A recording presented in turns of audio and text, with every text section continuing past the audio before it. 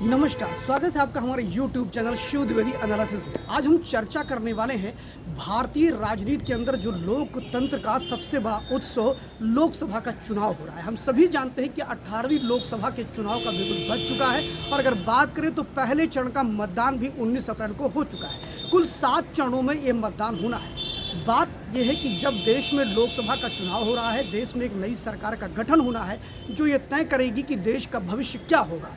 फिलहाल ये जनता को तय करना है कि कौन सत्ता में आएगा या नहीं आएगा। लेकिन सबसे बड़ी स्थिति यह खराब होती है कि जब माइक्रोसॉफ्ट कंपनी के सीईओ एक एडवाइजरी जारी करते हैं और भारत सरकार को कहते हैं कि भारत में लोकसभा चुनाव को बाहरी शक्ति खास तौर पर चीन के द्वारा प्रभावित करने का एजेंडा चालू है। आपको बता दें कि ये बातें क्यों कही गई। आपको बताते हैं कि यूके के गार्जियन, फाइनेंशियल टाइम्स, अल जजीरा और यहीं तक द इकोनॉमिस्ट टाइम जैसे बहुत सी ऐसी विदेशी पत्रिकाएं हैं, न्यूयॉर्क टाइम है, द ट्रिब्यूनल है अमेरिका का, ब्रिटेन के, और ख़ास तौर पर अगर हम बात करें तो अरब कंट्रीज़ के बहुत से ऐसे समाचार पत्र हैं जो अपने लेखों के माध्यम से भारत के लोकतंत्र को लांछित करने का काम कर रहे हैं, जो अपने लेखों के माध्यम से भारत की न्यायपालिका पर प्रश्न उठा रहे हैं और जो अपने लेखों के माध्यम से अगर हम बात करें तो भारत की चुनाव आयोग की पारदर्शिता, उसकी निष्पक्षता पर प्रश्न चिन्ह उठाते हैं।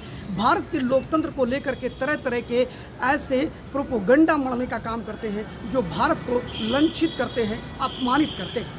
बात ये आती है कि आखिर इस प्रकार की परिस्थिति पैदा क्यों हुई। तो आपको बता दें कि भारत के अंदर से जब ये आवाज़ उठती है तो बाहर के लोग इस काम में लगते ही लगते हैं और चीन इसका लाभ उठाता है। जैसा कि हम सभी जानते हैं कि बार बार इस देश की लोकतंत्र खत्म हो गया, संविधान खतरे में है, देश का चुनाव आयोग मोदी के लिए काम कर रहा है, इस प्रकार की भाषा का उपयोग विपक्ष के नेता श्री राहुल गांधी लगातार करते रहे हैं और उसी का परिणाम है कि इस बात को आज पाकिस्तान से लेकर के यूके, अमेरिका, अल जजीरा जैसे बहुत सी ऐसी पत्रिकाएं हैं, समाचार पत्र हैं जो भारत के लोकतंत्र को आईना दिखाने का काम कर रहे हैं। फिलहाल हम सभी जानते हैं कि ये एक प्रोपोगंडा है जो कि चीनी प्रोपोगंडा है। खास तौर पर चीनी प्रोपोगंडा को लेकर के माइक्रोसॉफ्ट ने आज के 1 महीने पहले ही उन्होंने भारत सरकार को एक एडवाइस जारी करते हुए कहा कि चीन इस प्रकार की स्थिति पैदा कर रहा है कि भारत के लोगों को सूक्ष्म आधार पर उनकी धारणाओं में परिवर्तन करना और एक अलग तरह का बदलाव लाना और लोगों को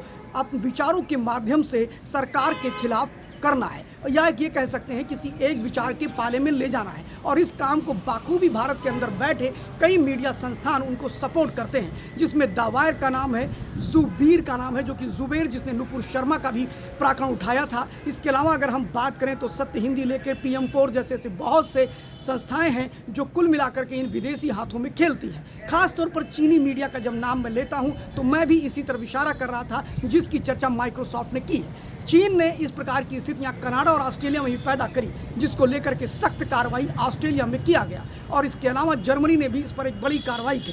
चीन लगभग हर देश के लोकतांत्रिक मूल्यों को प्रभावित करने का काम करता है। कभी एक समय था कि KGB नाम के रशिया इस प्रकार के काम किया करता था। फिलहाल ये कोई नई चीज़ नहीं है। एक देश दूसरे देश के लोकतांत्रिक प्रक्रिया में हस्तक्षेप करता रहता है। ऐसा नहीं है कि ये कोई पहली बार हो रहा है, लेकिन हाँ, इस देश के लोगों को सतर्क होना होगा और ये तय करना होगा कि इस समय जो फेक न्यूज़ आएंगे, डीप फेक वीडियोज़ आएंगे जिसकी माइक्रोसॉफ्ट ने चर्चा करी है, वो इसी प्रकार की खबरों से भरे होंगे। जो बातें मोदी नहीं कह रहे होंगे वो कहा जाएगा, जो कह रहे होंगे वो नहीं कहा जाएगा। ऐसे वीडियोज़ बनाएंगे जिसमें आप भ्रमित हो जाएंगे और ऐसी परिस्थितियों में ये आपको तय करना है कि आप कहीं चीनी मीडिया के उस षड्यंत्र में तो नहीं फंस रहे हैं, कहीं इस षड्यंत्र में फंस करके आप भारत के एक नेता को जो चुनना है, कहीं गलत नेता को तो नहीं चुन लेंगे। फिलहाल अगर हम बात करें तो चीनी मीडिया ने यहाँ पर सबसे अधिक फंडिंग अगर किसी को की है तो न्यूज़ क्लिक वेबसाइट को की है, जिसके यहाँ छापा पड़ा था, जिसमें प्रकाश पुरकस्त को पकड़ा गया था, कबीर पुरकस्त को क्षमा करिएगा, और उनके साथ ही अविशार शर्मा को भी जेल की हवा खानी पड़ी थी। आपको बताएं, एक मीडिया रिपोर्ट ये कहती है जिसमें न्यूयॉर्क टाइम में नेवल कुमार शिंदम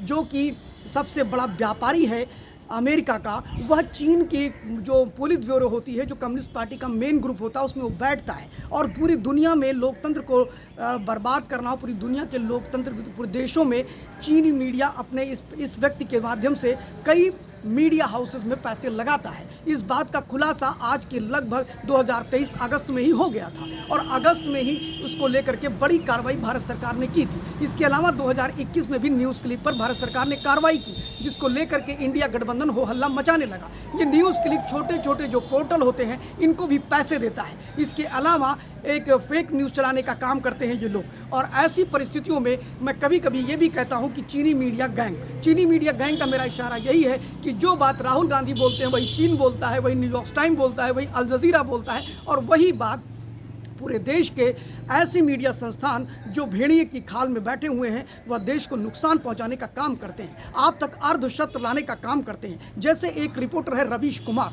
वो आपसे बार बार आपको ध्यान होगा जब मानसून शीतकालीन सत्र देश में चल रहा था 2023 में दिसंबर में, तो बार बार रवीश कुमार महुआ मित्रा का नाम लेते थे। ये वही महुआ मित्रा सांसद हैं जिनको सस्पेंड किया गया। इनकी सस्पेंशन की प्रक्रिया अगस्त में चालू की गई थी और क्यों की गई थी ये भी आपको बता दें कि संसद की जो संप्रभुता है जिसमें इनको आईडी एंड पासवर्ड लागू दिया गया था, उसको उन्होंने अपने एक बॉयफ्रेंड दर्शन हीरानंदानी जो कि देश के बड़े उद्योगपति हों, अडानी के कंपटीटर हैं, उनको उन्होंने दे दिया था। खुद उसने आकर के एथिक्स कमेटी पर संसद भवन में लिखित रूप में एक सादे पेपर पे लिखा कि मैंने 48 बार लॉगिन पासवर्ड को यूज़ किया है, जो कि देश के संसद या उसके पीए यूज़ करते हैं। वो काम एक व्यापारी इस देश का कर रहा था और अडानी के खिलाफ प्रश्न पूछने का काम कर रहा था। इन परिस्थितियों में जब उनको सस्पेंड किया गया तो उन्होंने उनकी करतूतों को नहीं बताया कि देश की संप्रभुता को उन्होंने एक व्यापारी के हवाले कर दिया और वो दुबई से बैठ करके 48 टाइम लॉगिन करता है। और उस खबर को जिस प्रकार का कवरअप सत्य हिंदी, द वायर और न्यूज़ क्लिक के ये चीनी मीडिया के पत्रकारों ने किया, उसको भी हमने देखा किस तरह उन्होंने आधी अधूरी जानकारी दे करके रवीश कुमार, पुण्य प्रसून वाजपेयी, अभिषेक शर्मा ने आप तक आधी अधूरी जानकारी दिया और गलत तथ्यों के आधार पर भारत की सरकार पर ही प्रश्न चिन्ह खड़ा कर दिया। ये नहीं बताया कि देश की संप्रभुता कितने खतरे में आ गई और एक व्यापारी के लिए देश की संसद जो चुनी गई उसने अपना भारत के संसद के लॉगिन और पासवर्ड को एक व्यापारी को सौंप दिया। और ये बात जो है ये लंबी कहानी है, फिलहाल उस विषय पर नहीं जाएंगे। सिर्फ इतना ही कहना चाहूँगा कि देश का लोकसभा का चुनाव है, ऐसे बहुत से फेक वीडियोज़ आएंगे, हिंदू मुसलमान की लड़ाई के वीडियोज़ आएंगे, कहीं पर किसी के बयान दिखाए जाएंगे, कहीं किसी के पुराने बयान दिखाए जाएंगे। हर तरह से उस बयान में कहीं ना कहीं सरकार के विरोध में ऐसी बातें की जाएंगी जो तथ्यविहीन होंगी, लेकिन आपको सत्य प्रतीत दिखाई पड़ेंगी।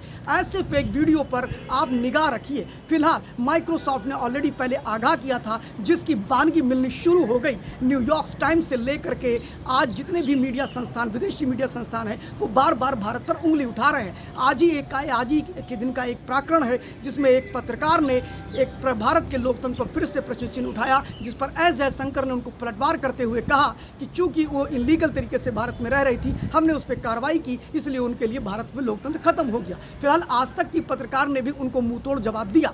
ये पूरे ऐसे प्रकरण है जिस पर मुझे लगा कि ये वीडियो आप तक जाना चाहिए और फेक न्यूज़ वालों को मुंहतोड़ जवाब इस देश की जनता इस बार के लोकसभा चुनाव में देगी। मेरा ये कहना है कि वो वोट किसको देती है, कौन सत्ता में आता, वो तो अलग बात है, लेकिन ऐसे चीनी मीडिया के पत्रकारों को इस देश की जनता सबक सिखाए, ऐसी मेरी अपेक्षा है और हो सकता है कि वो सबक सिखा भी रही हो। फिलहाल आपको मैं विदा लेता हूँ। अगर मेरा वीडियो आपको पसंद आया हो तो लाइक करिए, शेयर करना मत भूलिए। Thank you.